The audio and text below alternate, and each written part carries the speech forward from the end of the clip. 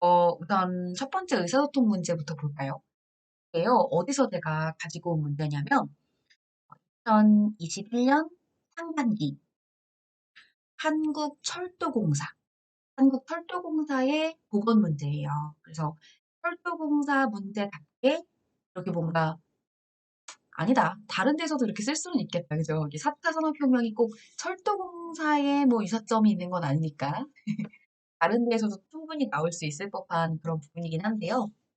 유독 그 건강, 보건 쪽에 내용이 나오면 건강보험 공단의 문제일 것이다. 예상들을 많이 하거든요. 그래서 이것도 한번 정말 한국철도공사 문제 같나 싶어가지고 다시 한번 봤는데 4차 산업혁명 얘기는 그 어떤 공기업에서도 다 활용할 수가 있는 최신 이슈이긴 하지만 지금 여기는 읽어보셔서 아시겠지만 4차 산업혁명 이후에 공간이 굉장히 연결이 잘 되고 있다. 그래서 뭐 초연결 이런 말도 여기 들어가 있는 걸 확인하실 수가 있을 거예요.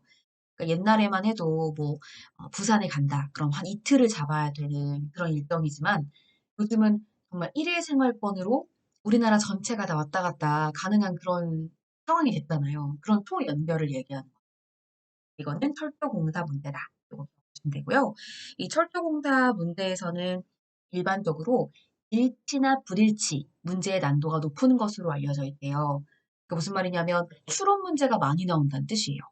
1차적으로 지문 안에 있는 내용을 보고 바로 선지할 것이 한 번에 맞아떨어지지 않고 이 전체 내용을 머릿속에서 한번 정리하시고 그런 다음 선지를 봐야 풀 수 있는 부분들이 많습니다. 풀어보셔서 아시겠지만 선지에 있는 게 그대로 나와 있는 경우가 없었죠. 이제 머릿속으로 한번 사고력을 총동원하여 한번 정리를 해봅시다.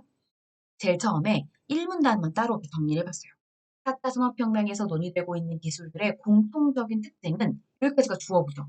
그러면 4차 산업혁명에서 중요하게 여기는 건 나의 글에서는 이 글쓴이가 나의 글에서는 이거야 라고 말하고 싶은 거예요. 그 공통적인 특징에 해당하는 것을 기술 혁신에 그치지 않고 산업구조 변화와 전 사회적으로 광범위한 충격을 가져온다는 점이다. 이렇게 얘기했어요. 그러니까 한마디로 이 산업혁명이 기술에다가만 적용을 시키는 그런 부분적인 부분이 아니고 사회 전체에 큰 영향을 준다는 거죠. 이렇게 다른 말로 바꿔서 이해하는 방향으로 독해를 해 나가야 되는 부분이었습니다. 4차 산업혁명은 지능 정보 기술과 융합 기술이 상호 융복합되고 초연결돼요. 네. 초연결이라는 건 연결의 강조점이 있는 거죠. 연결이 되는 게 이게 연결에서 더 나아가 앞에 보시면 융복합 완전 하나가 되어버리는 그런 느낌인 거죠. 이게 거리와 거리가 어떤 한 지점과 어떤 한 지점의 거리가 좁아지면 좁아질수록 하나처럼 느껴지잖아요. 그런 걸 초연결되었다 이렇게 말을 하는 거죠. 그래서 이에 따라는 제가 원인과 결과라서 이런 표시를 해봤어요. 혁신적인 기술과 신산업을 창출하고 그것 때문에 그것이 전 사회적 영향을 미치는 변화로 정의됩니다. 그러면 신산업 그리고 혁신적 기술이 먼저고요. 그걸로 인하여 사회적 영향이 나중이에요. 사회적 영향이 먼저고 기술이 나중이 아니고. 따라서 4차 산업혁명 기술을 통해 국도 공간은 융합되고 초연결되면서 특히 도시는 용도의 복합화. 네. 옛날에는 서울에만 다 몰려 있었단 말이에요. 물론 지금도 약간 그렇긴 해요. 근데 이렇게 막 세종시 막 이런 데다가 조금씩 막 이렇게 분산시키고 있는 모습을 확인할 수 있잖아요. 그러니까 이제 어떤 한 도시에만 용도를 다 집어넣는 게 아니라 여러 곳에 여러 용도를 주는 거죠. 그러다 보니까 한 도시에 여러 용도가 들어갈 수 있고 그럼 용도의 복합화가 되는 거예요. 그걸 통해 신기술 신산업의 창출 공간으로 전환될 것으로 전망된다라고 써 있어요. 전망. 그럼 그렇게 됐다는 거예요, 지금? 아니죠. 피셋 형태의 이런 지문을 읽을 때는 늘 항상 이게 그래서 됐다는 거야, 안 됐다는 거야? 이걸 파악하는 게 되게 중요하잖아요. 다음 가볼게요. 4차 산업혁명의 기술이 공간에 적용됨으로써 했으니까 이것도 역시 어떻게 보면은 하나의 원인과 결과에 해당하는 부분이라고 할 수 있죠. 공간은 토연결화되고 토지능화될 것이며 산업적 측면에서 다품종 토량 플랫폼 기반의 생산 방식 확대로 인해 생산 공간이 네트워크 인재, 시장 중심으로 변화할 것으로도 예상된대요. 아까 전망된다 나왔었죠. 이것도 예상. 그러니까 다 대부분 어떤 식으로 되어 있는 거냐면요. 4차 산업혁명을 통해서 얻을 수 있는 미래, 전망, 추측할 수 있는 지점들이 이들 전체 주제인 거예요. 아셨죠? 그러니까 4차 산업혁명은 현대 있는 기술적 타원의 모습인 건 맞지만 그걸로 인해 일어날 수 있을 법한 가능성의 세계는 아직 일어난 건 아니고 그럴 수 있다. 이렇게 얘기를 한 거죠. 그럼 이 얘기를 자세히 보면 우리 예전에 하반기 기본서 보신 분들은 아마 이게 무슨 내용인지 지문 읽어봐서 기억나실 거예요. 우리 예전에 그런 거 얘기했었어요. 옛날에는 품종은 뭐 소품종 몇 개만 하고 이걸 막 대량 생산했었거든요. 근데 점차 어떻게 변해요? 딱 그 타겟층을 잘해가지고 타겟층에 맞게 다품종으로 소량만 생산하잖아요. 네. 다품종 소량 생산 얘기를 듣 여기 한 번도 보진 거예요. 4차 산업혁명의 기술이 발전되니까 정말 한 명 한 명의 니즈를 다 수용할 수가 있게 된 거죠. 그러다 보니까 이런 4차 산업혁명의 기술적 타원이 산업에, 사회에도 영향을 주고 있다. 이렇게 말할 수 있게 된 거죠. 특히 시공간적 제약 완화와 지능형 생산으로 인해 생산 공간의 입지 제약성이 완화될 뿐만 아니라 이것도 마찬가지로 옛날에는 대량 생산을 해야 되다 보니까 엄청 노동력이 싼 국가에서 공장을 지은 다음에 거기에서 막 생산을 해서 들여왔었거든요. 그래서 뭐 동남아시아나 중국 이런 데서 많이 생산을 했었는데 이제는 다품종 소량 생산이잖아요. 그러니까 꼭 그 공간의 입지 제약성 그리고 뭐 노동력이 싼 동남아시아에서만 해야 돼. 이런 제약이 없어졌다는 거죠. 완화됐다. 소비 역시, 여기 지금 완화될 뿐만 아니라 엔드 개념인 거 보이시죠? 소비 역시 제조업의 서비스화 등을 통해 생산 공간과 결합될 수 있음은 물론 도시 공간의 융복합화 수요 역시 크게 증가할 것으로 예상된다. 이렇게 말을 했습니다. 이에 따라 도시는 복합화와 새로운 산업 입지 역할 확대에 따라 뭐뭐에 따라 이런 것도 원인과 결과에 해당해서 신산업 공간으로서의 위상이 강화될 것으로 전망되고 있다. 도시가 가지고 있는 역할이 이런 식의 산업 공간이 된다는 거예요. 옛날에만 해도요, 막 사회 시간에 중학교 때 외웠던 거 기억나세요? 막 저기 밑에 뭐 구미는 뭐 뭐더라, 뭐 화학 뭐 이런 공장들이 막 밀집해 있고, 그 다음에 뭐 경공업이 발달한 도시가 있고 중화학공업이 발달한 도시가 있고, 지방은 그렇고 이제 도시와 수도권은 그 지방에서 만들어진 물건들을 소비하는 사람들이 모여 있는 곳. 이렇게 인식이 됐었거든요. 그게 아니고 지금 우리가 살고 있는 뭐 서울이나 수도권도 산업 공간이 될 수 있다. 이렇게 얘기를 하고 있는 거죠. 도시와 ICT 기술의 결합을 통해 스마트 시티가 확대되고 공간의 고밀화, 아주 이제 밀하게, 공간이 촘촘하게 딱 연결되는 거죠. 일자리 주거, 여가의 복합. 뭐 도시에서 서울에서 일하고 저기 다 수도권으로 이렇게 멀리 멀어져 가지고 주거 생활을 하고 여가 생활은 또 저기 멀리 뭐 청평, 양평 가고 이런 게 아니고 그냥 하나의 도시에서 다 이루어진다는 거예요. 복합화. 도시의 재활성화를 통해 도시 내 혁신 지구가 부상할 것으로도 예상되고 있습니다.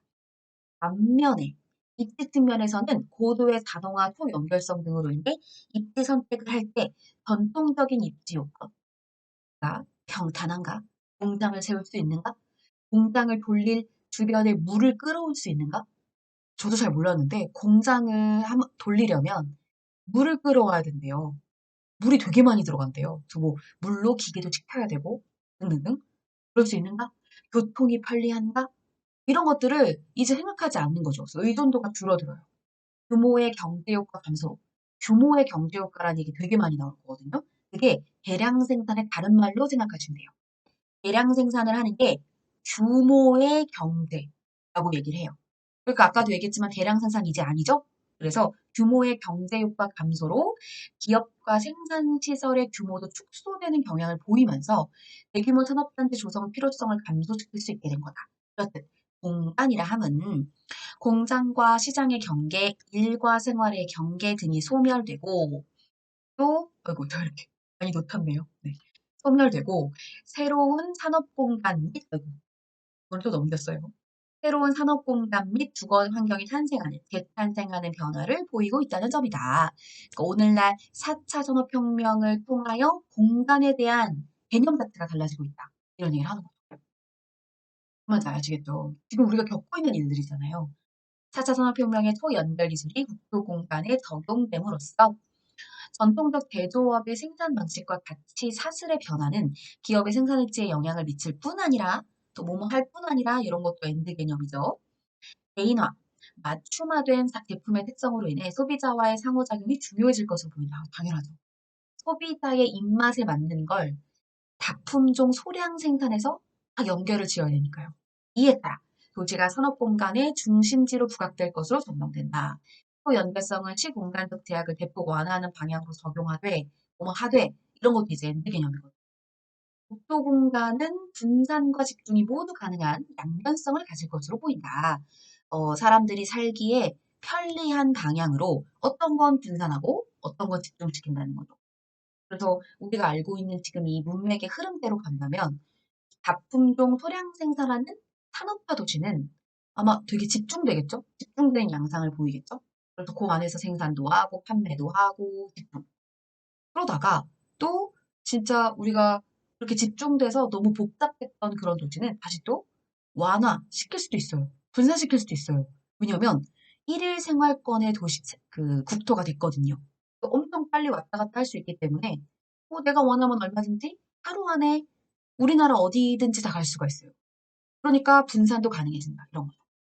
4차 산업혁명 관련 각종 신기술과 신산업, 서비스 등의 구현은 곧 전 국토의 건실한 ICT 인프라 구축과 전국적 교통망 등 스마트 도시 기술의 선진성 확보로 대도시, 중소도시, 농촌 지역 등 지역적 특성에 따라 다양한 양상을 보일 것이라 전망하는 한편 혁신 역량이 높은 지역과 그렇지 못한 지역의 격차 확대. 갑자기 여기까지의 내용을 보면 좋은 것들. 4차 산업혁명 얘기하면 항상 ICT는 꼭 들어가거든요. 같은 거라고 묶어서 생각하시면 돼요. ICT, 인공지능, 사물 인터넷 이런 게 다 여기에서 들어가는 거잖아요. 근데 여기까지는 좋은 거거든요. 근데 그러다 보니까 혁신 역량, 즉 기능을 많이 발휘할 수 있는 지역과 그렇지 못한 지역의 그 격차가 확대될 수 있다는 거죠. 산업 간 융합 등에 따른 전통적인 대조업 중심의 지역 산업 구조 위기 가능성 심화, 세대 간 소비 계층 간 디지털 양극화 심화. 이게 다 디지털로 되어 있는 건데 그러면 이제 디지털을 잘 따라가지 못하는 어르신들 같은 경우에는 어렵게 생각할 수 있다는 거죠. 여기까지 이제 안 좋은 점. 따라서 4차 산업혁명은 인구 감소, 저성장 전망 등과 결합하여 지역에 따라 파급적으로 다른 영향을 미칠 것으로 보이며 이에 따라 미래의 국토 개발에서는 지역 특성을 고려하여 지역적 특징에 걸맞은 발전 전략이 필요하다라고 해서 이 글은 그냥 단순히 정보만 전달하는 글이 아닌 거예요. 이 글은 글쓴이가 자기 주장을 말하고 싶은 글이었어요. 그래서 전체적으로 요즘 현재 실태를 막 점검을 한 다음에 좋은 점과 안 좋은 점을 모두 얘기하고 지역의 특성에 맞게 개발을 해야 된다가 이 글쓴이의 주장이었습니다.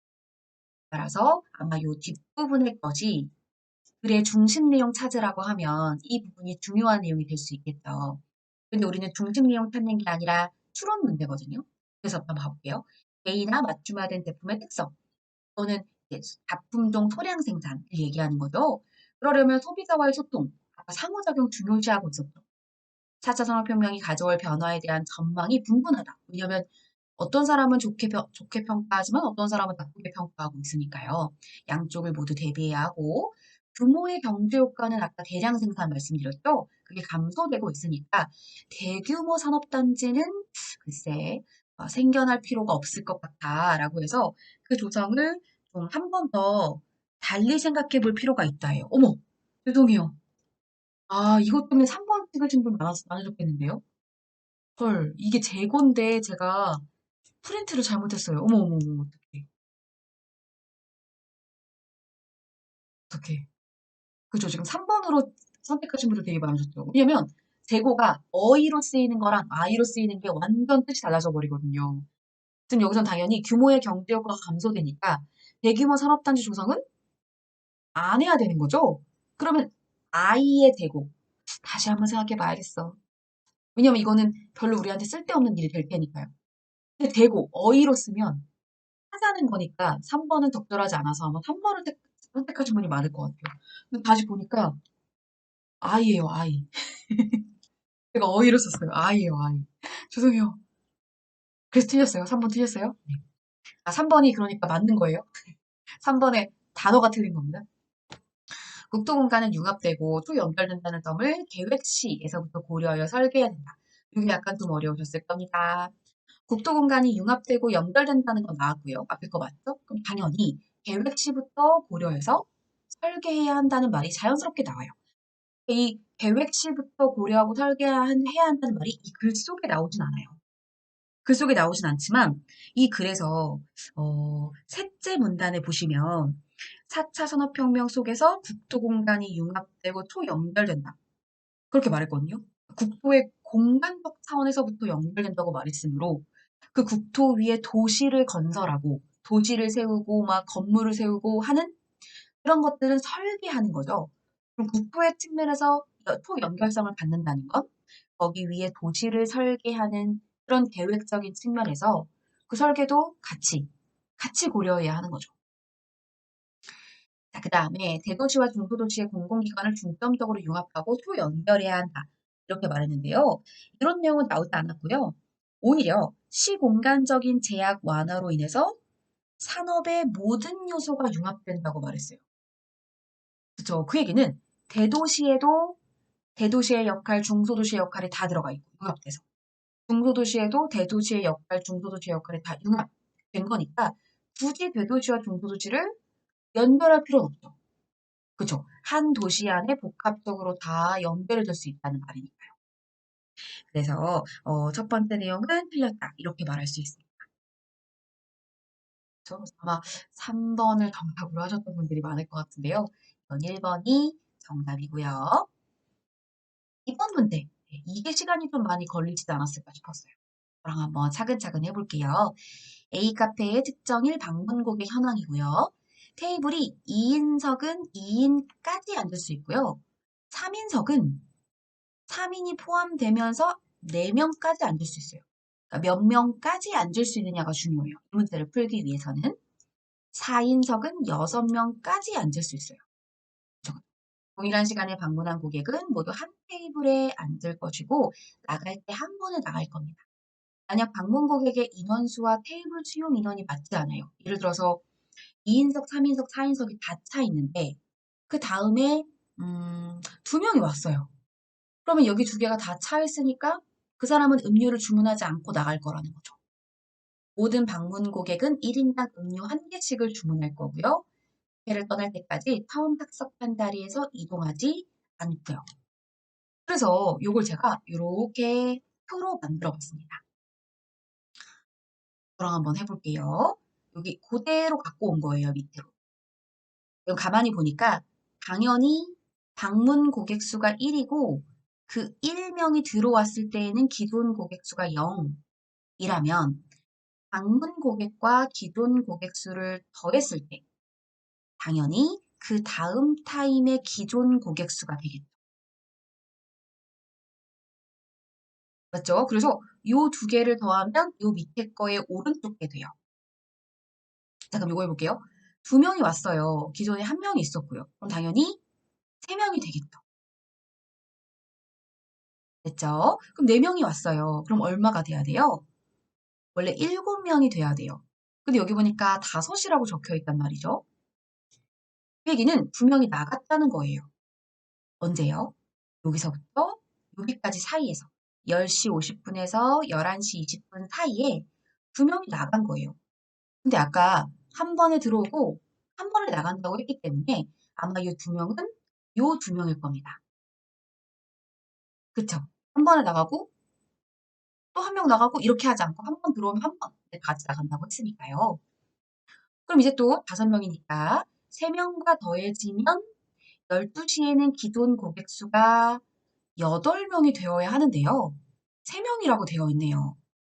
그럼 여기는 아마 하나, 넷, 그러니까 5이 나갔다는 건데 그 5이 나간 걸 하나, 넷 이렇게 나갔다고 봐야겠죠. 저쪽에서 생각했을 때요. 자, 그런 다음 요 3명이 들어왔을 때에는 아마 2명이 나간 그 자리에 앉을 수 있을 거예요. 그쵸, 그쵸. 왜냐면 요 한 명이 1인석에 앉았을 것이고 두 명이 아마 2인부터 앉을 수 있는 3인석, 맞죠? 3인석은 2인부터 앉을 수 있거든요. 3인석에 아마 앉았을 거거든요. 그렇죠? 그러면 1인석, 그다음 3인석, 그리고 4인석에 앉았을 거예요, 얘가. 맞죠? 그럼 당연히 얘는 여기 나간 두 명 그 자리에 앉았을 테니까 주문 안 하고 그냥 밖으로 나가는 사람은 아니었을 거예요. 맞죠? 그런 다음 1과 4가 나가니까 당연히 요 4는 요 4자리에 앉을 수 있었을 것이고 다음에 들어오는 2는 아까 1인석에 두 명까지 앉을 수 있었죠? 아마 여기 한 명 나간 그 자리에 요 두 명이 앉았을 겁니다. 됐죠? 여기까지 문제 없으시죠? 그런 다음 다시 돌아와서 4명 더하기 3명은 7명. 문제 없죠? 그런 다음 2명 더하기 7 해서 9명. 그렇게 되는데요. 이제 문제가 생겼어요. 여기 빨간색으로 표시를 했는데요. 3명은 아까 3인석에 앉았을 것으로 예상이 되고요. 그리고 아까 요 2는 1인석, 요 4는 4인석에 앉았을 것으로 예상을 하면 그 뒤에 들어오는 4명은 앉을 자리가 없었겠죠. 그래서 이 4명은 나갔을 거예요. 맞죠? 현재 여기서 자리가 없으니까. 그런 다음 2명 더하기 7명이니까 9명 이렇게 되죠. 자, 그리고 4명 더하기 9명 하면 원래 13명이 되어야 하는데 그렇지 않네요. 아, 그럼 다 나갔나 봐요. 그쵸? 앞에 나와 있는 3, 4, 2, 4 쭉 더해붙이면 7 더하기 4, 7 더하기 6 해서 13이거든요. 아, 이게 다 나갔구나 라고 할 수가 있죠. 자, 그럼 이제 4명 아마 3인석에 앉았겠죠? 아니다. 3인석에 앉거나 뭐 4인석에 앉거나 그렇게 했겠죠? 근데 아마 이 3명이 있으니까 이 3인석에 아마 얘네가 앉았을 가능성을 염두에 둘 수가 있죠. 얘네가 3인석에 앉고 위에 나와 있는 4는 4명이 들어갈 수 있는 4인석에 앉았다. 이렇게 생각하면 1인석의 자리만 남아있는 상황이에요. 그러니 한 번 더 3명이 들어오면 얘는 또 자리가 없어요. 그럼 3명은 또 나갔겠죠. 그렇죠? 그러면 4 더하기 0 하면 4, 3 더하기 4 하면 7. 맞죠? 여기까지 문제 없으시죠? 3 더하기 7 하면 10이 되어야 하는데 0이죠. 그럼 앞에 있는 4, 3, 3이 모두 나간 거네요. 그럼 이제 다시 또 다 나가서 0이 됐으니까 이 5명은 4인석에 앉을 것이고 그 다음에 여기 3명은 뭐 3명이 앉을 수 있는 자리 3인석에 앉았겠네요. 그럼 다시 또 3명이 들어왔을 때 앉을 자리가 없어요. 그럼 얘는 또 나갔겠죠. 그래서 5 더하기 0, 5, 3 더하기 5, 8. 되셨죠? 3 더하기 8은 원래 11인데 8이 됐어요. 얘기는 아까 얘가 나간 거예요. 주문 안 하고. 됐죠? 그러면 이제 마지막에 2명이 들어왔어요. 자, 그럼 현재 20시 30분에 이 카페에는 몇 명 있을까요? 10명이 있겠죠. 그쵸? 그러면 이 카페에서 가장 많은 수의 사람이 있게 되는 거를 한번 생각을 해보면 여기에 20시 30분에 들어가는 10명이 가장 최고가 될 겁니다. 그럼 선출 볼게요. 첫 번째, 처음 방문한 고객은 2시간 이상 카페에 머물렀다. 자, 처음 방문한 이 한 명을 생각해 보면 이 한 명이 언제 나갔느냐 하면 이때 나갔거든요. 그렇죠? 그러면 9시 20분에 들어가서 요게 나간 게 12시니까 2시간 이상 있었던 것으로 확인할 수 있죠. 근데 사실 12시에 딱 나간 거는 몰라요. 왜냐면 12시에 확인했을 때 3명이 된 거니까 요 사이에 나갔을 거예요. 11시 20분에서 12시 사이에. 그럼 11시 20분 가장 앞에 있는 시간으로 따지고 봐도 2시간 있었죠. 그럼 2시간 이상이라고 말할 수 있죠? 두 번째, 영업시간 중 카페에 있던 방문 고객의 최대 인원은 10명이다. 네, 10명. 2 더하기 8, 2 더하기 8, 10명인 거죠. 예, 여기 4 더하기 9, 13도 있는데요? 13 없네요. 그죠, 그죠? 13이 되었다면 그 다음 기존 고객 수에 13이 있어야죠. 없죠. 네. 근데 여기는 이 뒤가 안 나왔죠. 여기까지밖에 모르죠. 세계에는 10명 이렇게 되는 거예요. 2번, 음료를 주문하지 못하고 나간 방문 고객 일행은 두 팀이다. 아니요. 4, 3, 3. 세 팀이죠. 그럼 3번 틀렸죠? 11시 기준 카페에는 7명이 있었을 수도 있다. 11시 기준으로 한번 가볼게요. 그러면 요 앞에 11시 기준이니까 여기랑 여기 사이죠? 10시 50분에서 11시 10분 사이. 그럼 4 더하기 3, 7명이 있었는데 막 한 11시 한 10분쯤에 2명이 나간 걸 수도 있잖아요. 그럼 가능성 있죠? 네, 4번도 맞고요. 영업시간 동안 주문받은 음료의 수는 홀수배이다. 그랬는데요. 음료를 주문하지 못한 4, 3, 3을 제외한 나머지 것들을 제가 이렇게 더해봤어요. 1, 2, 4, 3, 4, 2, 4, 3, 5, 3, 2 이렇게 하면 33. 홀수개가 나옵니다. 그렇죠. 이건 지금 아까 빨간색으로 표시한 거 빼고 다 더한 거예요. 1, 2, 4, 3, 4, 2, 4, 3, 5, 3, 2 이거 더한 거예요. 더했더니만 그렇게 나온 겁니다. 그러니까 정답은 3번. 시간이 엄청 많이 드는 문제였죠. 이것도 역시 한국철도공사 기출보건 문제. 2021년 상반기의 문제였습니다. 그래서 이게 실 때 풀이 팁을 적어 놓은 것도 한번 읽어봤더니 풀이 시간도 오래 걸리는 까다로운 유형이었다. 그래서 뭐 필요 없는 조건들을 좀 삭제하고 고정적으로 나머지 것들을 놓고서 소거해 나가는 방식으로 풀어라. 뭐 이렇게 얘기했는데요. 너무 이상적인 얘기를 하고 있더라고요.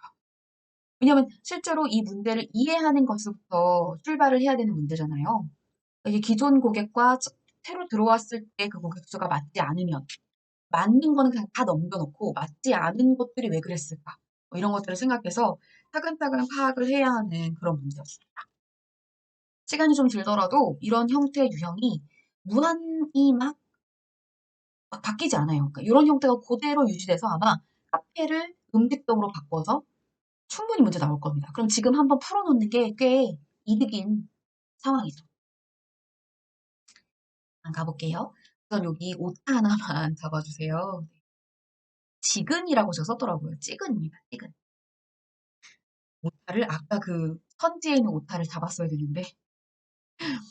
자, 이건 NFT. NFT는 진짜 제가 많이 말씀드렸던 최신 이슈죠.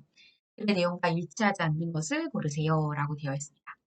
NFT는 대체 불가능 토큰이라는 말로 복제가 쉽고 원본과 복제본의 구별이 사실상 불가능하고 무한 복제가 가능한 디지털 자산, 수식어의 서술성. 디지털 자산은 원본과 복제본의 구별이 불가능하고 무한 복제가 가능하다. 이렇게 선지 나오면 맞다는 거네요. 그쵸? 항상 수식어는 언제든지 서술어로 바뀌어져서 선지에 나올 수 있어요. 그런 디지털 자산의 일종의 오리지널리티 혹은 원본 보증 개념을 부여하여 거래가 가능할 수 있도록 해주는 기술이다. 여기서 대체 불가능이라 함은 동일한 가치로 교환될 수 있는 무언가가 존재하지 않는다. 정말 유일한 거예요. 대체 가능한 대표적 자산인, 죄송해요. 자산인데. 오타를 왜 자꾸 내죠? 자산인 돈의 경우 만원권 지폐가 다른 만원권 지폐로 그대로 대체될 수 있어요. 비트코인 하나도 다른 비트코인 하나로 그대로 대체가 가능합니다. 그러면 비트코인과 돈은 대체 가능, NFT는 대체 불가능인 거죠. 하지만 디지털 자산들은 동일하게 교환되거나 대체 가능한 다른 자산이 존재하지 않는 경우가 대부분입니다. 예를 들어서 하고 얘가 쭉 나와요. 그건 읽어보셔서 아시죠? 예시입니다. 한편 토큰은 블록체인 기술을 활용하여 그런 대체 불가능한 자산에 발행되는 증명서를 의미합니다. NFT는 기존에 존재하지 않았던 큰 시장이 새로 형성될 가능성을 열어주었대요. 시장이 형성된다는 건 경제적인 어떤 영향을 줄 수 있는 그런 게 지금 여기서 얘기하는 NFT라는 거죠. 경제적인. 트위터의 창업자 잭 도시가 쓴 첫 번째 트윗, 르브론 제임스의 이런 영상, 뭐 등등등 또 예를 든 거죠. 이런 게 대표적인 그런 사례들이다. 특히 암호화폐인 이더리움이라는 것은 NFT 운영체계 근간을 이루고 있는데 이걸로 인하여 NFT가 최근 주목을 받고 있는 이유 중에 하나다. 그러면 이더리움은 NFT가 최근 주목을 받는 이유 중에 하나일 뿐이지 번지 1번처럼 이더리움이 NFT 덕분에 비트코인보다 가격이 급등했다? 라는 건 확인할 수 없죠. 그래서 1번이 정답이거든요.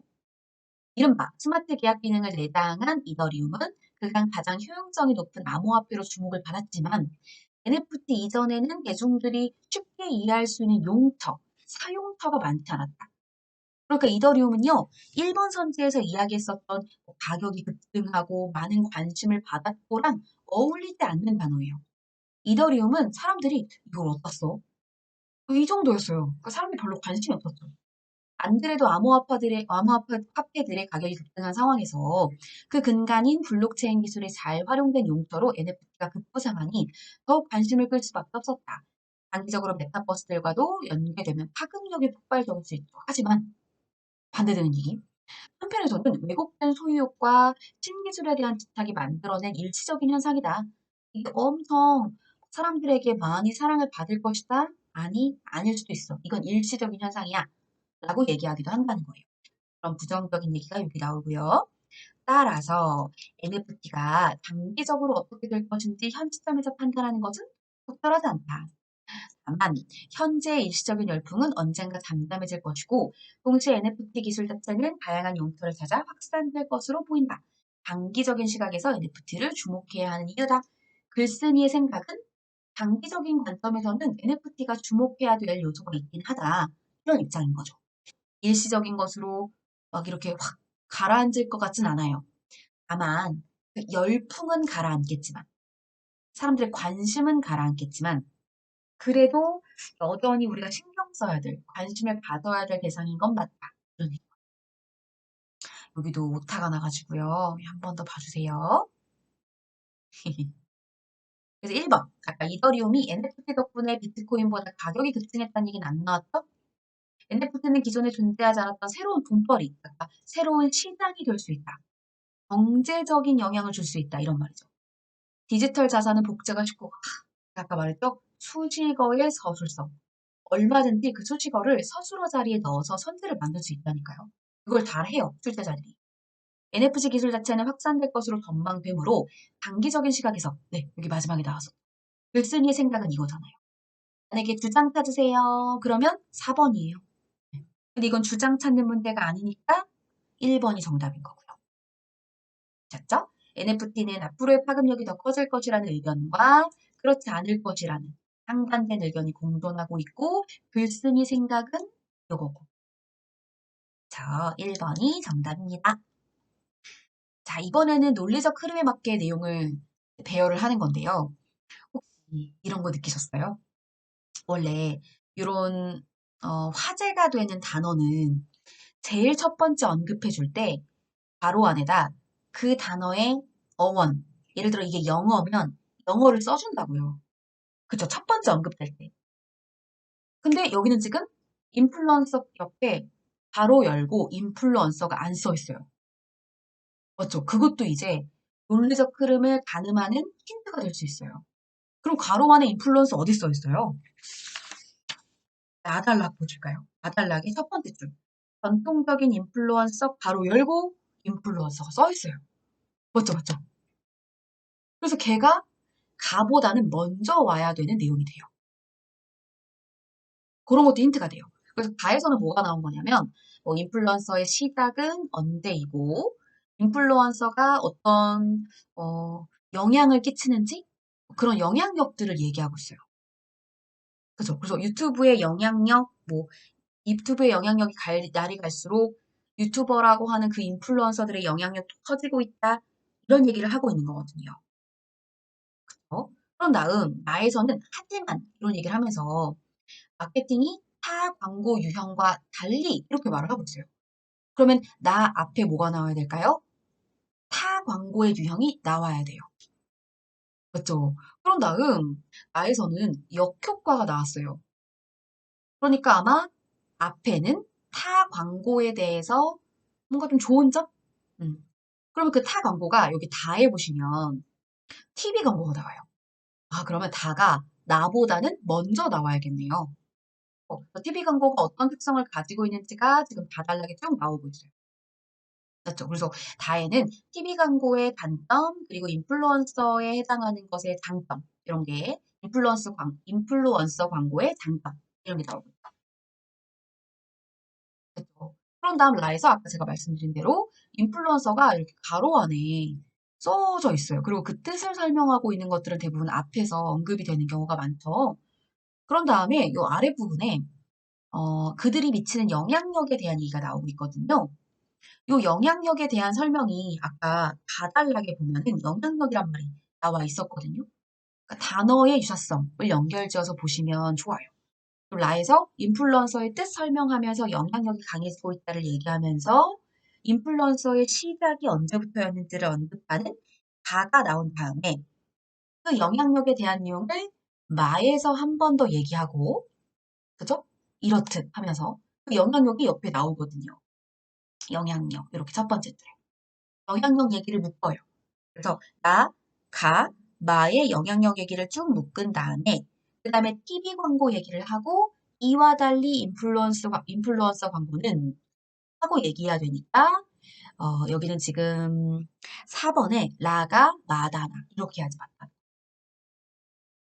그죠? 애초에 될 처음 시작이 가 또는 라라는 건 미리 선택 보면서 확인하셨을 거고요. 네. 그 중에서 뭐가 먼저 나와야 될까에 대한 힌트가 전문성을 가지고 있는 단어는 꼭 첫 번째 언급될 때 괄호 안에 그 어원이나 이런 걸 써주게 되어 있어요. 그런 것들이 나와 있는 게 제일 첫 번째 문단에 와야 돼 맞습니다. 별로 안 어려우셨죠? 다음 거 볼까요? 자, 이번에는 어, 문제 해결 측면의 내용이고요. 자, 6명이 있고요. 월요일부터 토요일까지 해야 돼요. 근데 여기서 확정 조건이 하나 나와요. D가 화요일에 한다는 말이 나왔고요. 그 다음에 F가 수요일 또는 토요일 이렇게 나와 있어요. 그러면 그 개수가 적은 것을 기준으로 하는 게 좋겠죠. 그래서 F가 수요일 때, 토요일일 때 이렇게 정해놓고 가시면 좋아요. 자, A의 면담은 B보다 먼저 해야 되고, 그리고 C와의 면담은 A의 바로 앞이나 아니면 A의 바로 뒤나 이렇게 되어 있죠. 그러면 그 둘이 묶여 있어야 돼요. 그리고 B가 얘네보다 뒤에 있어야 돼요. 그럼 자연스럽게 C, A, B 이렇게 되거나 A, B, D 이렇게 되겠죠. 나머지 여기는 2가 오겠죠? 다 이렇게 풀었을 거예요. 그럼 여기도 마찬가지죠. 이게 두 개가 붙어 있으면서 B보다 앞에 있으려면 이 가운데를 채울 수밖에 없어요. 그러면 C, A, B 제가 펜을 안 갖고 와가지고 글씨가 엉망이지만 봐주세요. B. 그럼 이때도 항상 월요일은 2. 월요일은 항상 2. 맞죠? 그러면 반드시 거짓인 걸 골라야 하니까 한 번이라도 가능성이 있으면 남겨놓는 거예요. 그럼 A가 목요일에 하는 거 여기 있죠? 여기도 있어요. B와의 면담 토요일, 토요일에 B는 거 여기 있죠? C와의 면담 수요일, C가 수요일인 거 하나만 있으면 돼요. 네. E는 월요일, 그쵸? F가 토요일에 할 수 없다라고 돼 있죠? 할 수 있다가 아니에요? 5번이 반드시 거짓인 것이 되는 거예요. 요것만 달라져가지고. 그쵸? 6번 가보겠습니다. A, B, C 세 사람은 참말 또는 거짓말을 하고 있는 상황입니다. 자, 이제 이런 참과 거짓 문제는 너무 여러 번 푸셔가지고 이런 경우에는 얘네가 이제 똑같은 진리값을 갖는 것들을 묶어줘야겠죠? A가 B의 말이 참이라고 했고 B가 나는 항상 참말만 한다고 되어 있어요. 그럼 당연히 A와 B는 같은 진리값을 가질 거라고. 맞죠? 그러면 A와 B가 같은 진리값이 아닌 건 아예 그냥 이제 답에서 지우시고요. 나머지 참, 참, 참, 참, 참, 거짓, 거짓, 거짓, 참, 거짓, 거짓, 거짓. 이걸 다 여기다 이렇게 써놓은 거예요. 됐죠? 자, 이 상황에서 셋 다 참이 될 수가 있을까요? 안 되죠. 셋 다 참이 되는 순간 C의 발언에서 모순이 생겨요. C는 두 명이라고 했는데 세 명이 참이 돼버리잖아요. 그럼 요거 땡. 됐죠? 그러면 TTF는 될 수 있을까요?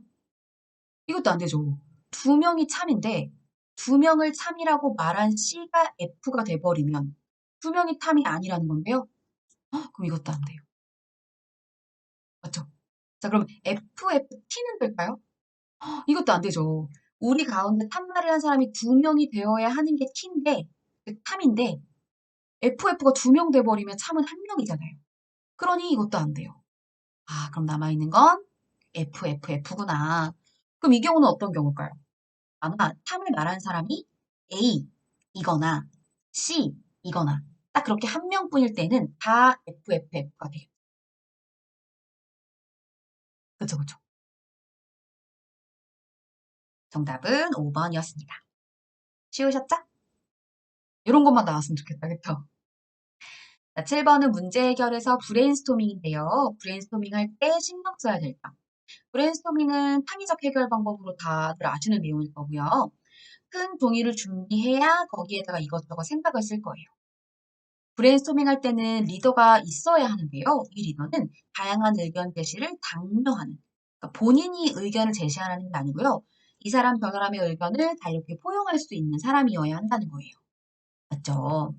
다양한 의견을 모두 기록한 다음에 중간에 비판 같은 거 하면 안 되고 무조건 다 모아서 브레인스토밍은 질보다는 양이거든요. 많은 양의 의견들을 모아놓는 게 중요해요. 그래서 리을만 빼고 나머지 거 4번이 정답이에요. 8번은 두 조직에 대한 설명인데요. A팀은 어떤 특징을 가지고 있냐면 바깥에서 보면 제대로 업무가 수행될 수 있을까 의아스럽지만 업무 성과가 우수하대요. 결과적으로 성과를 내는 팀이에요. 근데 가만히 보면은 막 야단치는 소리도 들리고요. 막 상사에게 자신의 의견을 막 거침없이 주장하는 약간 갈등 상황이 나타나는 것처럼 보이는 모습이지만 성과는 나온다는 거예요. B팀은 되게 조용하대요. 네. 지시사항 그냥 오면 알겠습니다. 그냥 받아들이나 봐요. 그러다 보니까 뭐 대면서 통도 안 해요. 그러면 그 조직 이해 능력이나 이런 데에서 갈등을 어떻게 생각하는지를 알아야지 이 문제를 풀 수 있겠죠. 갈등은 아예 없을 수는 없고 기본서 공부했던 게 막 떠오르시죠? 아예 없을 수 없고 갈등은 있는데 잘 해결해 나가면 되는 거예요. 왜 그런 말도 있잖아요. 10번 싸우면 11번 화해하면 돼요. 갈등이 없을 수는 없어요. 근데 갈등이 아예 없는 B팀은 오히려 더 약간 좀 부정적인 결과적으로 보면 장기적 관점에서 보면 부정적인 조직이 될 수밖에 없는 이런 모습을 보여주고 있거든요. 오히려 A가 더 긍정적입니다. 그러니 기업 틀린 거죠. 이상적이라고 볼 수가 없어요. 아예 갈등이 없는 조직을 이상적으로 보고 있는 선지 나오죠? 자신 있게 X세요. 아니에요. NCS, 산인공의 가치관은 갈등이 있고 그것을 잘 해결해 나가는 걸 오히려 더 좋게 봅니다. A팀은 갈등이 새로운 해결책을 만들어주는데 그래서 이게 맞는 거예요.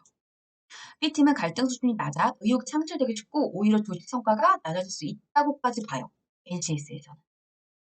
오히려 갈등이 없으면 더 안 좋아지는 거. A팀은 생동감이 넘치고 문제 해결 능력이 발휘되어 오히려 갈등의 순기능이 작용한다. 니은 디귿 리을 5번이 정답입니다. 갈등을 긍정적으로 보고 있는 게 NCS의 가치관이에요. 자, 이번엔 자기 개발인데요.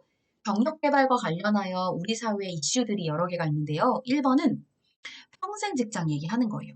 그래서 평생 학습 사회, 평생 직장이라는 그 개념이 사라져서 평생 직장과 평생 학습은 반대 개념이에요. 평생 직장이 사라지면서 평생 동안 여러 직업을 거치며 학습하는 이런 모습이에요. 두 번째는 이게 지금 아이고 세 번째가 먼저 나왔네요. 추가 수입의 기회를 차단한다고 되어 있는데 우리 엔잡러라고 들어보셨죠? 막 그 투잡 이런 거. 오히려 투잡이 많아지고 있는 그런 시대예요. 그래서 수입의 기회를 차단하는 게 아니에요. 오히려 투잡이 많아지면서 또 N잡이 많아지면서 부가적인 수입이 늘어나고 있다라고 봐야지 최근 우리 사회의 이슈예요. 우리나라 노동시장에서 청년 실업률이 증가하는, 요건 약간 부정적인 모습이죠. 인터넷 확산으로 여성들의 창업 경력이 중요시되고 있는 사회. 정보기술의 발달로 독립근로자. 이런 독립근로자들은 어디 하나의 직업에 매여 있는 게 아니고 여러 곳에, 그러니까 어떻게 보면 위에 2번에서 얘기했었던 그런 엔담러 같은 모습들을 보여주는 거예요. 10번은 직업윤리 갑질과 관련된 거예요.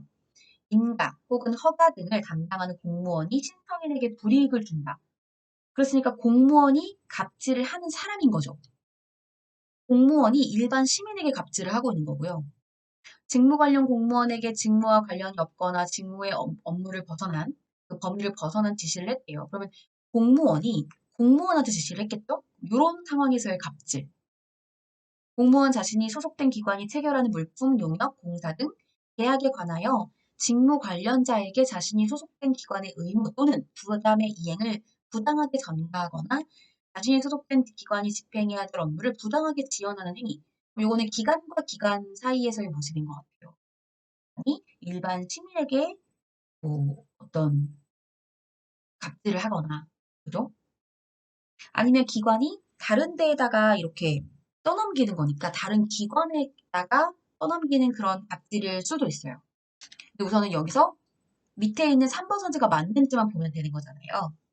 그럴 때 여기에 뭐 물품이나 용역을 담당하는 것을 일반 시민이라고 본다면 그럴 때는 기관이 시민에게 보여주는 그런 잘못된 갑질일 수 있다 이런 얘기죠. 얘는 공무원 자신 소속된 기관이 산하기관에게, 상급기관이 하급기관에게 보여주는 모습이라고 볼 수가 있고요. 미음에 나타나 있는 것은 공무원이 기관이나 민원인에게, 그래서 밑에 보니까 어떤 다른 기관에게 하거나 아니면 하나 기관의 사람들이니까 그런 사람들은 일반 시민이 될 수 있잖아요. 그렇게 보는 거라서 적절하게 연결되지 않은 건 제일 앞답은 여기 1번. 저 나머지 거 다 보셨죠? 오늘도 고생 많으셨어요.